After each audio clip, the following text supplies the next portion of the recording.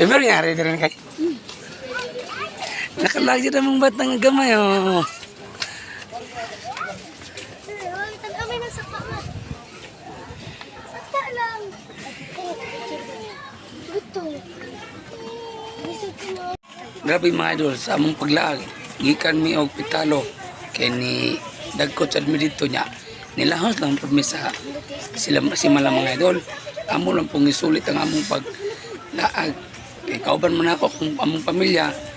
Ang usare wala na mo mga idol, to akong panganay kay ano, serve man niya sa simbahan mga idol. Ang panganay mo na ako idol, sa Kristan siya sa Pardo. So siya mo kayo na mga idol, sa Kristan mo siya. So di siya pwede. Ang kaninot sa diri na sa simala idol, kailas na kong ari, ang halukan nanduol kay karon layo na. O kalingaw sa nako mga idol, ang akong anak, pirting lingawa. Wala siya nagpurisyo. Sulit kayong paglalagay mga idol, kaya akong batang gamay, wala magpurisyo.